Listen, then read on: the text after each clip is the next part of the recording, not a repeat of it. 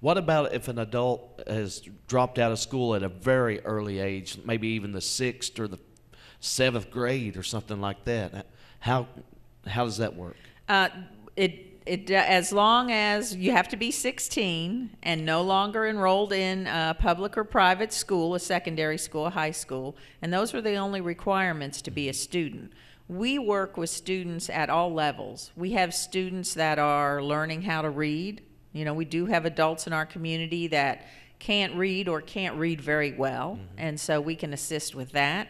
We have students that might be at a pretty elementary level in their math skills but are excellent readers and writers. We have the opposite. You might have math may be your strength, but you've got a lot of work to do in reading or writing. So we have classes and opportunities and trained instructors to work with students at every level.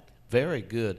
What's some of the basic subjects that you cover? I mean, what does people have to know to be able to pass the test? I know math, science, history, or what else? There's 5 tests right now, 5 subject areas that we cover. It's science, social studies, writing, and I should mention, in order to get a GED, you must write an essay. And it must qualify. You can't just write a lousy essay and hope the rest of your stuff will carry you over. Okay. If your essay doesn't meet the minimum standards, you don't get a GED. So that's very important. So you have the writing, let's see, you have the writing, reading, science, social studies, and mathematics. Well, I've noticed that a lot of times mathematics or some subject might scare people, thinking it might overwhelm them, that they won't be able to pass it. Even computers scare a lot of people because they don't know how to turn them on. But you all got classes for that as well. We have computers that our students can use. We have classes in math and writing and science and social studies and reading, all the subject areas that are covered. We want our students to do well. We also have classes for students that perhaps have their GED or have their high school diploma, but they want to go back to college, and they know they're not really at college level. And so we can brush them up so that they can be a more successful student in college as well. What is the average percentage that somebody needs to be able to pass the GED test? You mean the scores? Yeah.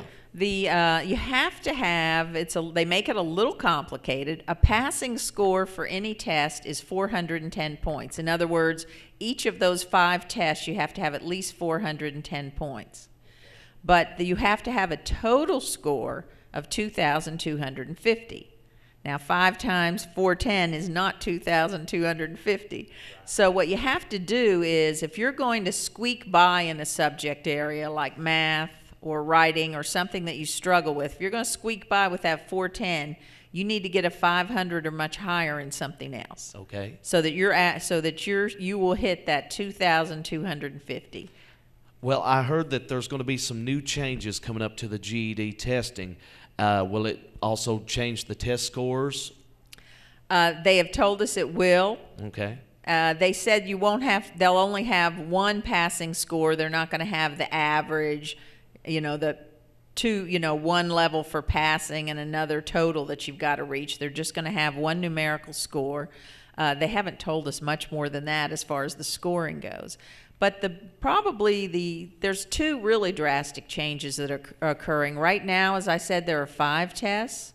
There are going to be 4 under the new one. Okay. The reading and writing will pretty much be combined together into one test called language arts. And there will still be a science test, a social studies test, and a math test. Now, the other big changes are, right now you can take the test with pencil and paper. Beginning in January of 2014, when these changes take effect, that option will no longer be there. You will have to take it on the computer. Okay. And another important change is the price. Right now, the GED is $60. In January of 2014, it will be $120. So people need to really get serious and go ahead and get their GED. If you want to save money, and if you've started, let's say you've taken the test, as I mentioned, people that have perhaps taken it and not passed, don't delay, because in 2014, those scores you have right now will be gone. They will expire. So if you've already got your GED, you're good. But if you've taken it and not passed everything, you're going to be starting at square one on January 14th. I mean, you still will know a lot of information because you've been studying, Right. but you'll have to take all 4 of the tests. The scores you have will expire and they will no longer be available to you to be used to get a GED. Well, like I said earlier in the program, people don't realize the importance of your GED or high school diploma there, because the jobs right now are requiring at least a GED before they'll even employ you. That's correct. And as I mentioned, I mean, we had a gentleman who had a part-time job, came in our office just this week, and he said the company won't hire him for full-time until he has his GED. Another young man came in my office. He wants to work for his father, but his father's a pretty smart guy, and he won't hire him till he gets his GED, so good for him.